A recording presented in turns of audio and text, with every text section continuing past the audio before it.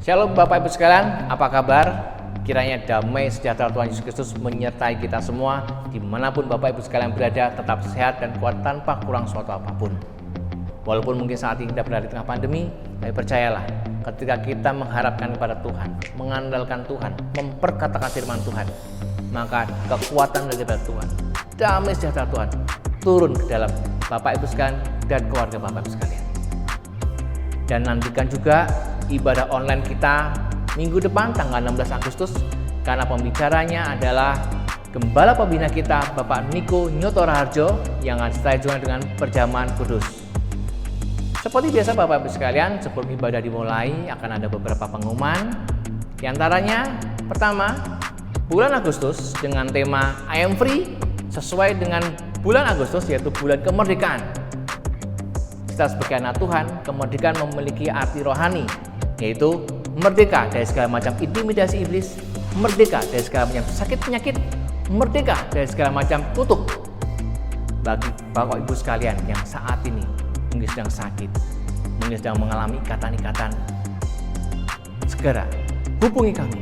Jangan ragu, ada call center di bawah ini, ada anak-anak Tuhan yang akan membantu Bapak Ibu sekalian, yang akan mendoakan Bapak Ibu sekalian, sehingga Bapak Ibu sekalian akan mengalami terobosan-terobosan, baik dalam kesehatan, keuangan, sekolah, usaha, dan nama Tuhan dipermuliakan. Pengumuman selanjutnya, bagi Bapak Ibu sekalian yang rindu untuk memberikan persembahan, perpuluhan, persembahan kasih dan persembahan yang lain, Bapak Ibu sekalian dapat melakukan dengan cara mentransfer di nomor rekening, atau dengan cara men-scan QR code, atau dengan menggunakan mobile banking, atau dengan menggunakan aplikasi keuangan digital yang tertera di layar Bapak Ibu sekalian. Selanjutnya, agar ibadah online kita jauh lebih menarik lagi, yuk Bapak Ibu dan saudara-saudari, kita membuat video singkat dengan durasi 2-3 menit saja dengan tema mengucapkan selamat hari Minggu, dengan tujuan untuk kita berbagi semangat kebahagiaan kepada siapa saja yang menonton ibadah online GBI Margonda ini. Adapun info dan bagaimana caranya, Bapak Ibu sekalian bisa menghubungi call center yang tertera di bawah ini. Pengumuman saya rasa cukup sekian saja, dan mari persiapkan hati dan pikiran kita untuk menerima lawatan Tuhan, untuk menerima berkat-berkat daripada Tuhan. Saya ucapkan akhir kata, selamat beribadah, selamat hari Minggu, Tuhan memberkati. Shalom Bapak Ibu, Saudara-saudari yang terkasih dalam nama Tuhan Yesus Kristus. Saya percaya dimanapun kita berada, apapun keadaan kita, Tuhan Yesus tetap baik, katakan amin. Haleluya, kita sama-sama berdoa pagi hari ini. Tuhan terima kasih buat pagi hari ini kami mengucap syukur. Kami percaya rancangan-Mu, rancangan damai sejahtera Tuhan. Kami percayakan hidup kami sepenuhnya ke dalam tangan-Mu. Kami percaya kami sudah dibebaskan, kami sudah dipulihkan, kami sudah disembuhkan di dalam nama Tuhan Yesus.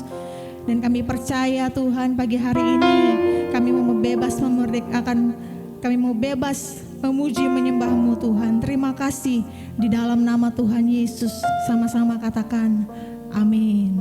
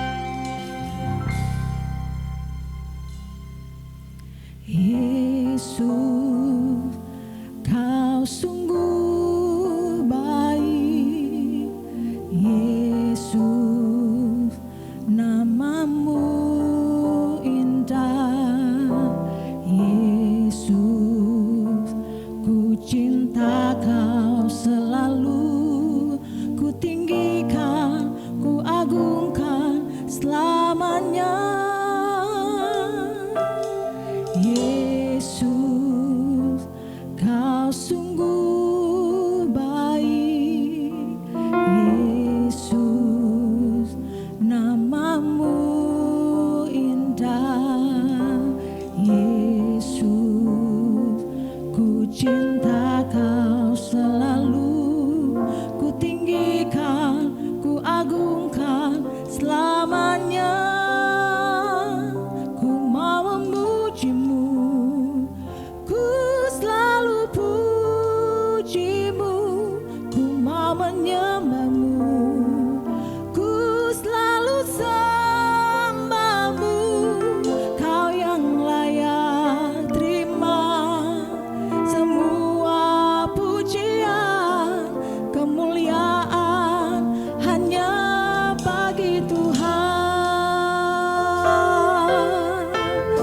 sama-sama katakan dari awal, Yesus, Yesus, Kau sungguh baik, Yesus, namamu indah, Yesus, ku cinta Kau selalu, ku tinggikan, ku agungkan selamanya.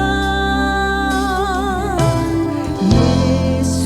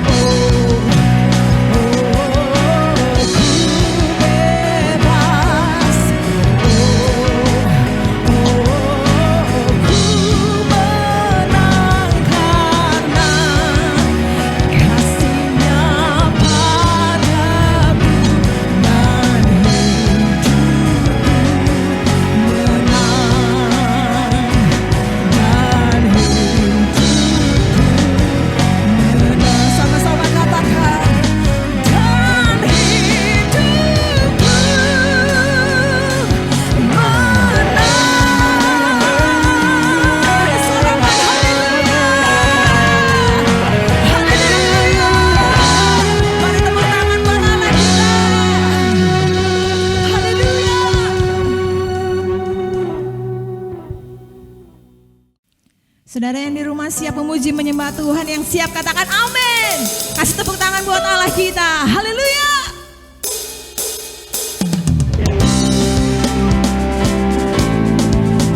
Mari sama-sama kita bangkit berdiri yang ada di rumah. Kita tetap memuji Tuhan, memuliakan Tuhan, karena Tuhan bertata di atas puji-pujian umatnya. Tepuk tangan sama-sama. Mari semua nyanyi haleluya, nari dan melompat untuk Raja kita. Besar mulia Dia Yesus Tuhan, penebus pembebas kita. Mari semua nyanyi haleluya, nari dan melompat untuk Raja kita. Besar mulia Dia Yesus Tuhan, penebus pembebas kita.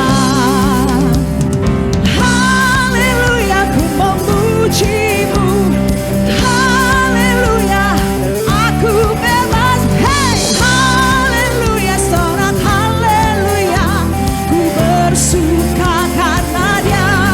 Oh, haleluya, ku memuji-Mu.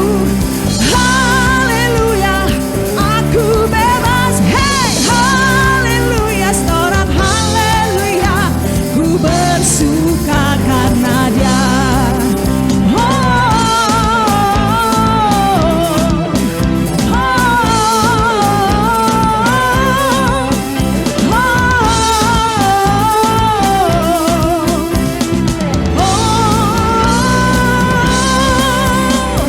Mari semua nyanyi haleluya, nari dan melompat untuk Raja kita.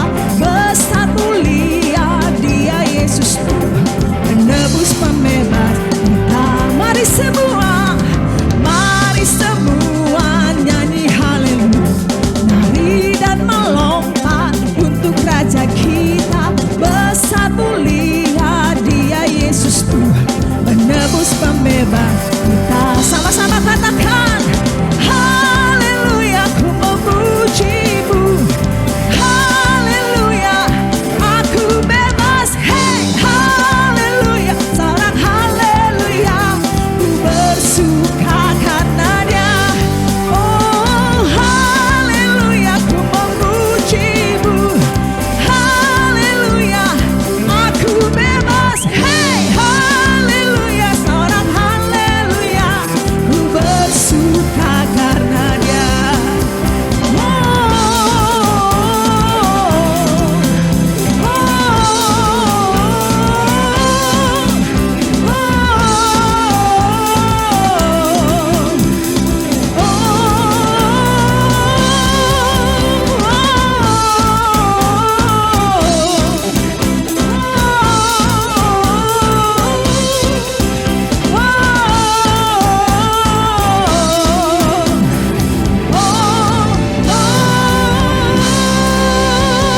Tepuk tangan buat Tuhan kita.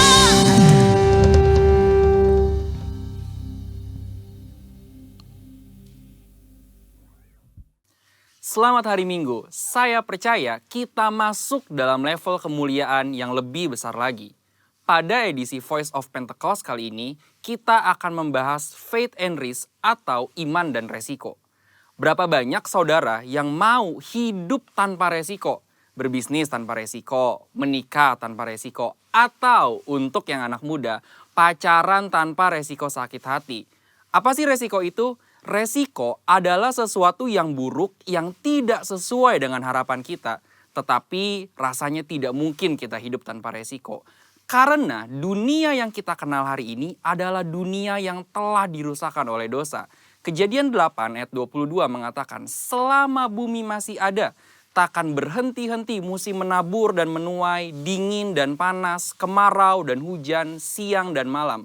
Oleh sebab itu, selama bumi masih ada, maka yang namanya resiko akan terus ada. Lalu bagaimana kita mengatasi hal ini? Dengan memiliki iman. Terkadang hidup ini seperti seorang pengusaha yang sedang berinvestasi. Dan yang namanya investasi tentu ada segudang resiko. Seperti beberapa faktor berikut. Yang pertama, faktor waktu. Kita bisa menghitung, tetapi tidak bisa menentukan dengan pasti kapan investasi kita akan menghasilkan profit yang baik. Dalam hidup ini, kita juga tidak pernah bisa memastikan waktu, tapi yang pasti Tuhan selalu tepat waktu. Yang kedua, faktor karakter. Kepada siapa kita menginvestasikan uang kita akan sangat berpengaruh pada besar kecilnya resiko yang akan kita terima. Tetapi apabila kita menginvestasikan hidup kita pada Tuhan, kita tahu Dia adalah pribadi yang sangat dapat dipercayai, bahkan mengasihi kita. Yang ketiga, faktor tak terduga. Sejeli apapun kita mengelola semua resiko dalam investasi, tetap saja ada resiko yang tidak dapat kita duga. Seperti halnya tahun 2020 ini. Banyak hal yang tidak kita ketahui dan mengejutkan. Tetapi Tuhan tahu, maka dari itu memiliki iman menjadi sangat penting. Sama halnya dengan investasi yang memiliki segudang resiko. Hidup kita hari ini juga dipenuhi dengan resiko dan bahaya. Tetapi memiliki iman dan menginvestasikannya kepada Tuhan menjadi hal yang sangat penting pada titik ini. Karena ketika kita memiliki iman, ada 3 hal yang akan kita alami. Dengan iman kita mendapatkan kepastian janji-janji Allah. Dengan iman kita mendapatkan perkenanan Allah. Dengan iman kita memperluas kerajaan Allah di bumi. Seperti yang Ibrani 11 ayat 6 katakan. Tetapi tanpa iman tidak mungkin orang berkenan kepada Allah. Sebab barang siapa berpaling kepada Allah, ia harus percaya bahwa Allah ada. Dan bahwa Allah memberi upah kepada orang yang sungguh-sungguh mencari Dia. Resiko akan selalu ada dan tidak bisa kita hindari di dalam dunia yang telah dirusakkan oleh dosa ini. Tetapi kita, orang Pentakosta, tidaklah harus menjadi takut akan hal ini. Melainkan mempergunakan iman untuk dapat mengelola setiap resiko yang ada dalam kehidupan. Ini masa-masa yang penting untuk menguatkan kembali kepercayaan kita kepada Tuhan. Karena Dia sangat dapat dipercayai. Dan ketika kita berhasil mengelola semua resiko itu dengan iman, maka kita akan memperoleh profit, yaitu janji dan perkenanan Tuhan. Maka sebagai orang Pentakosta, hari ini jangan ragu untuk menginvestasikan iman dan seluruh kehidupan kita kepada Tuhan Yesus Kristus. Tuhan memberkati.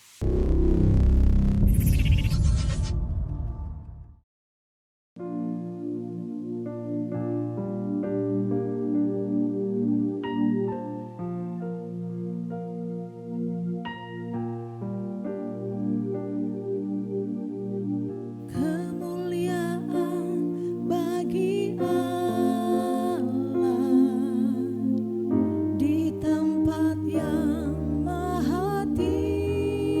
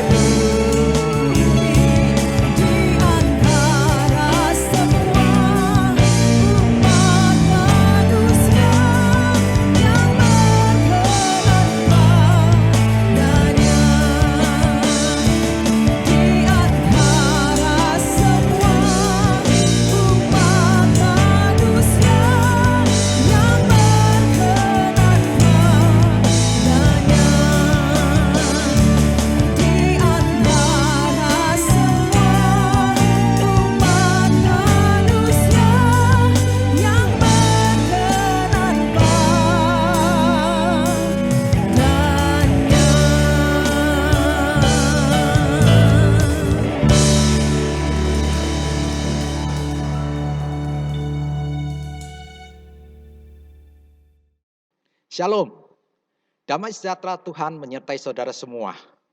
Dan hari ini saya akan berbicara tentang tema kelegaan daripada Tuhan. Mari kita lihat dalam Matius 11 ayat 28. Firman Tuhan berkata demikian. Marilah kepadaku semua yang letih lesu dan berbeban berat. Aku akan memberi kelegaan kepadamu. Di ayat di sini dikatakan, Tuhan Yesus mengundang semua orang yang letih lesu dan berbeban berat, dan Tuhan akan memberikan kelegaan kepada mereka. Nah, kalau kita pelajari lebih dalam lagi, kata letih lesu itu berasal dari kata Yunani yang berkata tentang kopiau. Kopiau itu artinya orang yang sedang bekerja begitu keras sampai akhirnya keletihan, sampai lelah, sampai tidak kuat lagi untuk mengerjakan segala sesuatunya karena sudah sangat capek. Itu adalah kata kopiau. Dan kata berbeban berat itu berasal dari kata potiso. Potiso ini artinya kelebihan beban. Artinya kalau ada orang yang memiliki kekuatan 10 kilo, dia bisa menanggung segala sesuatu 10 kilo. Ketika dia diberikan beban di bawah 10 kilo, dia akan menanggungnya. Dia bisa. Tetapi kalau sudah melewati daripada 10 kilo, melebihi kekuatannya, maka dia tidak sanggup lagi. Itu berbicara tentang berbeban berat. Nah, hari ini saya tidak tahu keadaan saudara semua. Mungkin Anda sedang mengalami letih lesu dan berbeban berat. Anda ketika menghadapi masalah demi masalah, awalnya Anda kuat. Awalnya Anda berkata, oh Tuhan pasti tolong. Tapi dengan berjalannya waktu, Anda mulai lemah. Anda mulai letih lesu. Anda mulai berkata, kenapa masalah ini nggak selesai-selesai. Saya yang nggak kuat kembali. Mungkin ada yang berkata, beban saya begitu berat. Beban permasalahan, masalah keluarga, masalah keuangan, masalah kesehatan, masalah hubungan. Bahkan mungkin ada yang masalah tentang dosa. Saya begitu terikat dengan dosa dan saya ingin dilepaskan, saya ingin dimerdekakan. Tapi saya tidak sanggup. Dan mungkin itu yang Anda alami. Dengar baik firman Tuhan hari ini. Yesus menawarkan kelegaan buat kita semua. Mari kita pelajari dari Matius 11 ayat 28. Ada dua hal saja yang kita akan pelajari. Yang pertama, Tuhan mau menolong semua orang. Tuhan mau menolong semua orang. Matius 11 ayat 28a. Firman Tuhan berkata demikian. Marilah kepadaku semua yang letih lesu dan berbeban berat. Ada kata yang menarik di sana. Dikatakan, marilah kepadaku semua. Semua yang letih lesu dan berbeban berat. Artinya Yesus mengundang semua orang yang sedang letih lesu dan sedang berbeban berat. Yesus tidak membuat satu persyaratan-persyaratan untuk orang datang kepadanya. Tetapi Yesus menerima semua orang apa adanya. Justru yang dia undang bukan orang-orang yang hebat. Bukan orang-orang yang berkemenangan. Tapi yang dia undang ada orang yang sedang letih lesu dan berbeban berat. Karena Tuhan akan menolong. Karena itu siapapun Anda hari ini. Mungkin Anda berkata saya tidak layak. Masalah saya begitu banyak. Saya ada orang berdosa. Saya banyak kelemahan demi kelemahan. Saya bukan orang yang kaya. Saya bukan orang yang terpandang. Apakah Yesus mau menerima saya? Dengar baik. Siapapun yang datang kepada Yesus, Yesus akan menerimanya. Saya akan memberikan contoh di dalam Alkitab 2 kisah. Yang pertama ada kisah tentang anak yang hilang. Mari kita lihat Lukas 15 ayat 20 sampai 22. Lukas 15 ayat 20 sampai 22, firman Tuhan berkata demikian.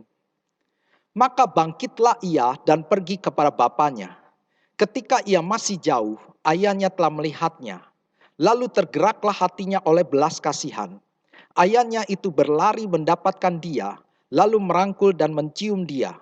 Kata anak itu kepadanya, Bapa, aku telah berdosa terhadap sorga dan terhadap Bapa. Aku tidak layak lagi disebutkan anak Bapa.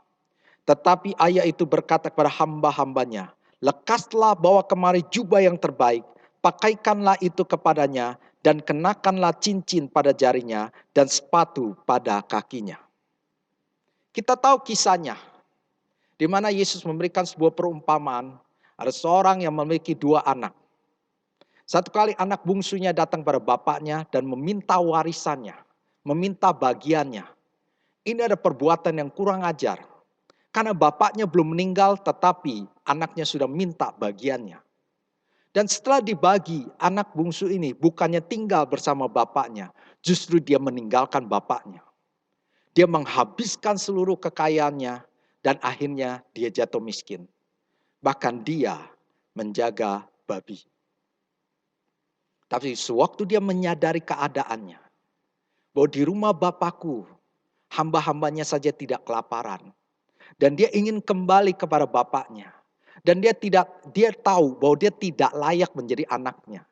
Karena itu dia hanya berkata, saya mau jadi hambanya saja. Ketika anak ini kembali, saudara perhatikan di ayat yang tadi kita baca. Bapaknya melihat dan bapaknya berlari menyambut anaknya. Bapaknya tidak berkata, nih lihat anak yang kurang ajar.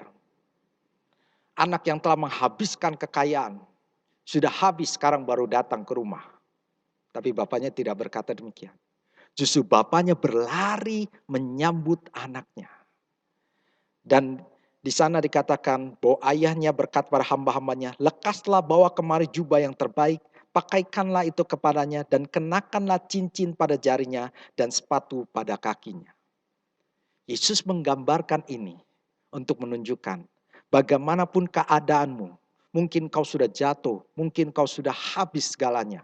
Tetapi waktu engkau datang kepada Yesus, dia tidak akan menolaknya. Justru dia akan menerimanya. Karena latar belakang daripada perumpamaan ini, Anda bisa lihat di Lukas 15 ayat 1-2. Di sana firman Tuhan katakan, para pemungut cukai dan orang-orang berdosa biasanya datang pada Yesus untuk mendengarkan dia. Maka bersungut-sungutlah orang-orang Farisi dan ahli-ahli Taurat. Katanya, ia menerima orang-orang berdosa dan makan bersama-sama dengan mereka. Jadi perumpamaan anak yang hilang muncul karena akibat peristiwa ini. Ahli Taurat dan orang-orang Farisi bersungut-sungut. Dia katakan, oh kenapa Yesus harus menerima orang-orang berdosa? Kenapa Yesus harus makan bersama orang berdosa? Kalau kita ini orang-orang Farisi dan ahli Taurat ada orang-orang yang kudus. Kami tidak mau bergaul dengan orang-orang berdosa. Tapi Yesus lain. Justru dia mau menerima orang-orang berdosa. Mau makan bersama dengan orang berdosa. Artinya, apapun keadaanmu hari ini. Jika engkau datang pada Yesus, dia siap menolongmu. Dia akan menerima engkau. Contoh yang kedua, kita bisa lihat dari kisah Matius 8 ayat 2-3. Matius 8 ayat 2-3 firman Tuhan berkata demikian. Maka datanglah seorang yang sakit kusta kepadanya, lalu sujud menyembah dia dan berkata, Tuan, jika Tuan mau, Tuan dapat mentahirkan aku. Lalu Yesus mengulurkan tangannya, menjamah orang itu dan berkata, aku mau, jadilah engkau tahir. Seketika itu juga, tahirlah orang itu daripada kustanya. Saudara, orang kusta pada zaman Yesus ada orang-orang terbuang. Karena orang-orang kusta tidak boleh tinggal di dalam kota. Dia harus di luar kota. Dan dia ketika bertemu dengan orang, dia harus berkata, najis, najis. Karena ini ada penyakit menular. Sehingga dia tidak boleh ada di dalam kota. Dia terbuang. Tapi satu saat ketika dia bertemu dengan Yesus, dia memberanikan dirinya muncul di hadapan Yesus. Mungkin bagi beberapa orang termasuk murid-murid Yesus kaget dan siap mengusir. Tapi apa reaksi Yesus? Ketika orang kusta ini berkata, Tuan, jika Tuan mau, Tuan dapat mentahirkan aku. Yang menarik, saudara perhatikan ayat ketiga. Lalu Yesus mengulurkan tangannya, menjamah orang itu dan berkata, aku mau, jadilah engkau tahir. Yesus menyembuhkan bukan hanya fisiknya saja, tapi dia menyembuhkan hatinya juga. Anda tahu orang yang sakit kusta, dia mempunyai luka di dalam hatinya. Dia merasa tertolak karena penyakit ini bukan yang dia ingini. Tapi satu waktu ketika dia kena penyakit kusta ini, dia menjadi terbuang. Mungkin istrinya meninggalkan dia, anak-anak meninggalkan dia, teman-temannya meninggalkan dia, komunitas meninggalkan dia. Dia hanya sendirian saja, terbuang, dan tidak ada seorang pun memperhatikannya. Tapi pada hari itu waktu dia ketemu dengan Yesus, Bukan saja Yesus menyembuhkan, tapi Yesus menjamah. Di sana dikatakan ayat ketiga, lalu Yesus mengulurkan tangannya menjamah. Tidak ada seorang pun yang berani menjamah daripada orang ini. Dia butuh jamahan. Dia butuh sentuhan kasih daripada orang lain. Dan Yesus memberikannya. Dia menjamah dan menyembuhkan. Hari ini mungkin engkau ada orang yang terbuang. Hari ini engkau punya status yang paling rendah. Tidak ada seorang pun menghargai engkau. Tapi Yesus siap menerima engkau. Bukan saja dia akan memulihkan, dia juga akan menjamah hatimu. Karena Yesus mengasihimu. Dia menerima semua orang. Karena itu Yesus siap menolong semua orang. Itu yang bagian pertama. Saya juga ingat satu kisah untuk menggambarkan bagian pertama ini. Tentang seorang anak yang datang ke penjual binatang anjing. Dia ingin membeli seekor anjing. Maka dia pilih anak-anak anjing yang ada. Lalu tiba-tiba dia terlihat ada seekor anjing yang cacat. Anjing-anjing yang lain bisa lari, bisa melompat. Tapi anjing yang cacat ini setiap berjalan dia menggeserkan badannya. Karena dia punya cacat di kaki. Tidak ada yang memperhatikan anjing yang cacat ini. Tapi anak ini tiba-tiba melihat anjing itu. Dan berkata kepada penjualnya, saya mau beli anjing ini.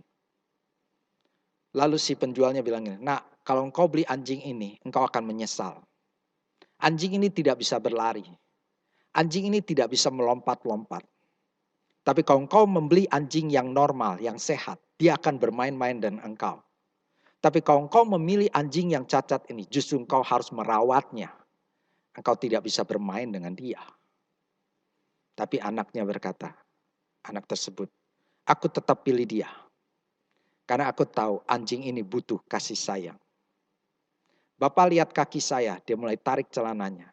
Ternyata dia memakai kaki buatan. Anak ini sebenarnya tidak punya kaki, tapi dia diberikan satu kaki buatan. Sehingga kelihatannya dia normal. Dan dia bilang gini, aku tahu perasaan dia. Aku tahu kebutuhan dia. Dan aku mau membelinya untuk mengasihi dia. Saudara, Yesus mengetahui hatimu. Yesus tahu penderitaanmu. Yesus tahu pergumulanmu. Dan dia siap menerima engkau apa adanya. Dan dia siap menolong saudara semua. Itu yang bagian pertama. Yang kedua, Tuhan akan memberikan kelegaan. Tuhan akan memberikan kelegaan. Matius 11 ayat 28b, firman Tuhan berkata demikian. Aku akan memberi kelegaan kepadamu. Jadi Yesus bukan hanya berkata, marilah kepadaku semua yang letih, lesu, dan berbeban berat. Tapi Yesus juga mau memberikan kelegaan kepada semua orang. Jadi Yesus mengundang untuk dipulihkan. Karena dia tahu penderitaan demi penderitaan, dia tahu pergumulan-pergumulan setiap orang. Karena Yesus ada Allah yang menjadi manusia, dia pernah merasakan bagaimana menjadi manusia. Dia tahu betapa sakitnya ditolak, dia tahu betapa sakitnya setiap pergumulan-pergumulan yang dia alami. Dia sangat paham akan manusia. Dan karena itu Yesus siap memberikan kelegaan, memberikan jawaban atas setiap masalah setiap orang yang datang padanya. Jadi ketika kita datang kepadanya, percayalah Tuhan akan memberikan kelegaan kepada kita semua. Saudara, bagaimana caranya Tuhan memberikan kelegaan kepada kita? Yesaya 53 ayat 4. Firman Tuhan berkata demikian. Tetapi sesungguhnya penyakit kitalah yang ditanggungnya dan kesengsaraan kita yang dipikulnya. Padahal kita mengira dia kena tulah, dipukul dan ditindas Allah. Bagaimana caranya Tuhan memberikan kelegaan kepada kita? Yaitu dengan menanggung segala penderitaan kita, menanggung segala penyakit kita, menanggung segala beban-beban kita. Kapan dia menanggungnya? Yaitu di kayu salib. Yesus mati buat saudara dan saya adalah untuk menebus dosa-dosa kita. Dan bukan hanya sekedar dosa. Di kayu saliblah Yesus menanggung segala penyakit kita, segala kesengsaraan kita, segala penderitaan kita. Dia tanggung, dia bayar dengan darahnya di kayu salib. Supaya kita semua yang menderita, supaya kita yang terikat dengan dosa, supaya kita semua yang sakit bisa disembuhkan. Karena Yesus sudah membayarnya, karena Yesus sudah menanggungnya. Sehingga kita menerimanya dengan iman. Oh ya, oleh biru-biru Yesus saya pasti sembuh. Oh ya, Tuhan akan memberikan aku kekuatan yang baru. Oh ya, Tuhan akan memberikan aku jalan keluar atas setiap masalah saya. Oh ya, Tuhan bisa melakukan mujizat demi mujizat dalam hidup saya. Karena Yesus mati di kayu salib untuk saya dan saudara semua. Dia lakukan itu karena dia sangat mengasihi saudara dan saya. Ketahuilah yang menahan Yesus di kayu salib itu bukan daripada paku. Adalah mudah bagi Yesus untuk melepaskan dirinya dari paku. Tapi dia tidak mau lepas dari paku karena kasihnya pada saudara dan saya.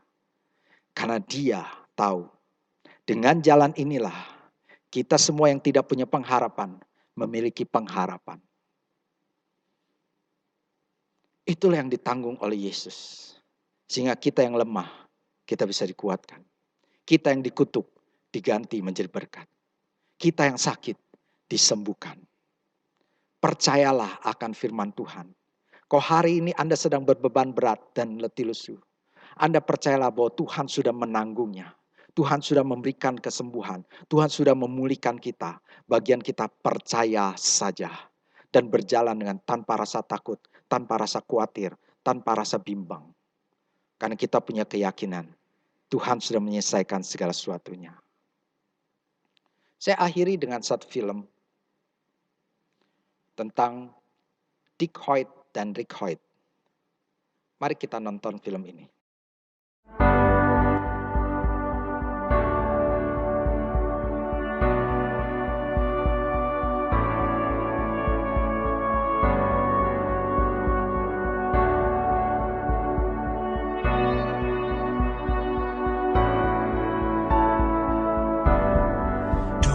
Give up. It's just the weight of the world. When your heart's heavy, I will lift it for you. Don't give up,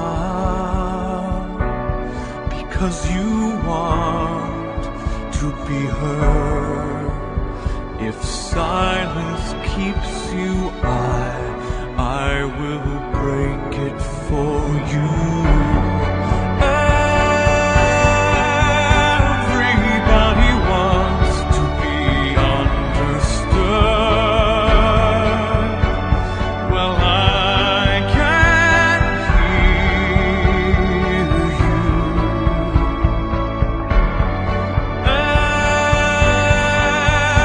Everybody wants to be loved. Don't give up, because you are loved.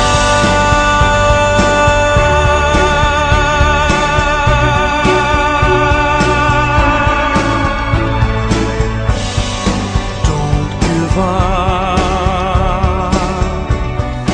It's just the hurt that you hide. When you're lost inside, I'll be there to find you. Don't give up, because you want to burn bright. If darkness blinds you, I will shine to guide you. Everybody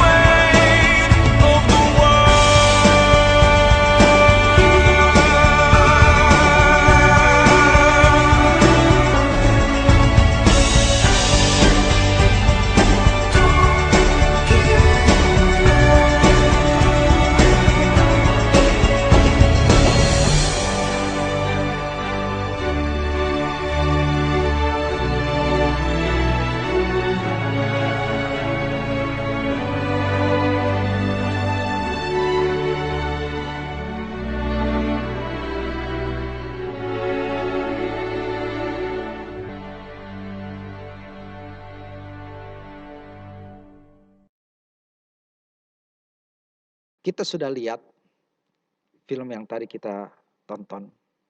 Dikisahkan tentang Rick Hoyt, seorang anak yang punya kelumpuhan otak. Dan dia tidak berdaya.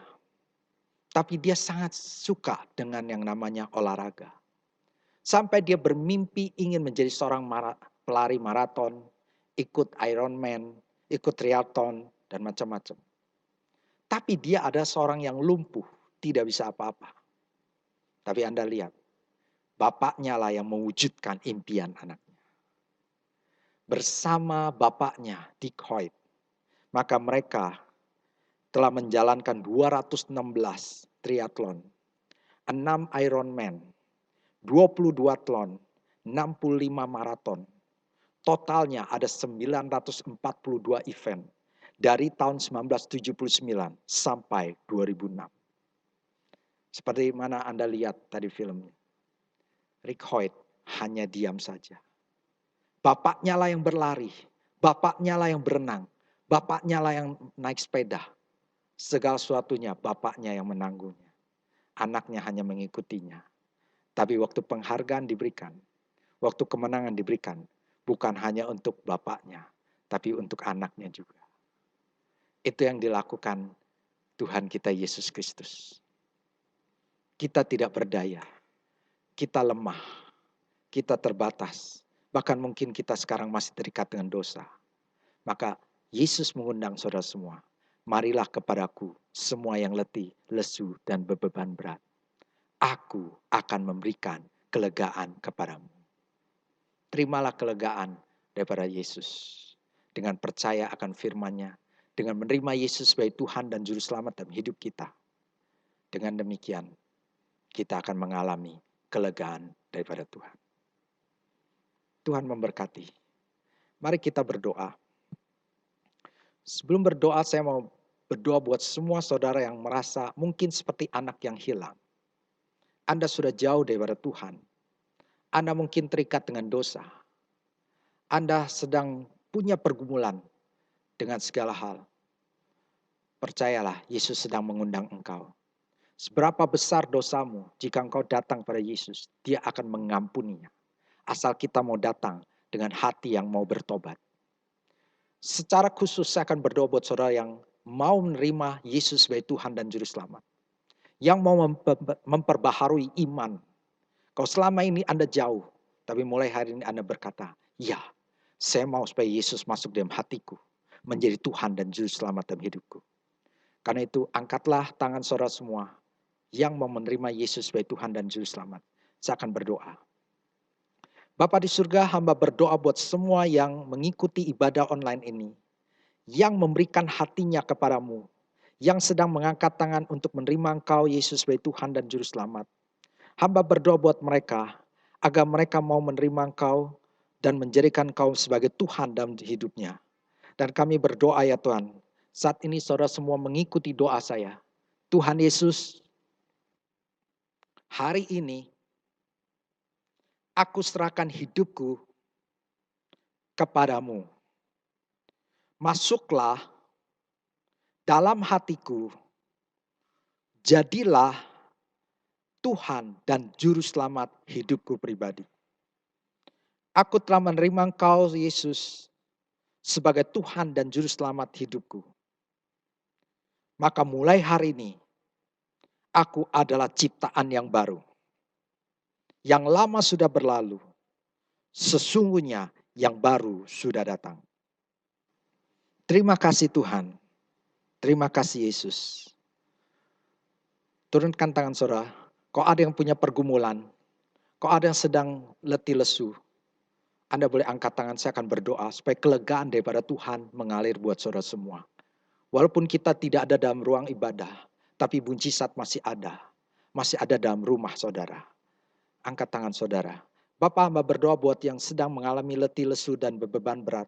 Engkau jamah ya Tuhan. Kami percaya Engkau telah menanggungnya di kayu salib. Engkau telah menanggung penyakit mereka, menanggung penderitaan mereka, menanggung masalah mereka. Segala sesuatu telah Kau tanggung dan telah Kau bayar di kayu salib lewat darah-Mu. Maka kami dengan iman saat ini ya Tuhan, yang sakit disembuhkan di dalam nama Yesus. Yang punya pergumulan Tuhan angkat ya Tuhan, beban-beban berat Engkau angkat di dalam nama Yesus. Setiap pintu-pintu yang tertutup terbuka di dalam nama Yesus. Ada pemulihan-pemulihan dalam kehidupan mereka, dalam keuangan mereka, dalam permasalahan keluarga mereka. Semuanya ada jalan keluarnya di dalam Engkau Yesus Kristus. Dan Engkau akan memberikan kelegaan, damai sejahtera yang melimpah dalam kehidupan mereka semua. Terima kasih Tuhan, terpujilah nama-Mu. Di dalam nama Yesus kami ucap syukur dan berdoa. Haleluya. Amin. Mari angkat tangan kita untuk terima berkat Tuhan. Berkat yang berlimpah-limpah, sukacita, damai sejahtera, kesehatan, kekuatan dari Allah Bapa di dalam kasih sayang Yesus Kristus, serta persekutuan, penghiburan, pertolongan dari Roh Kudus, menyertai saudara semua, mulai hari ini sampai kedatangan Tuhan kedua kalinya, menjemput kita di awan-awan permai, bahkan sampai selama-lamanya. Mari percaya kita katakan, amin. Tuhan memberkati. Shalom. Kiranya ibadah online hari ini menjadi berkat bagi kita semua. Selamat menikmati berkat-berkat Tuhan dan tetap jaga kesehatan. Selamat hari Minggu. Tuhan Yesus memberkati.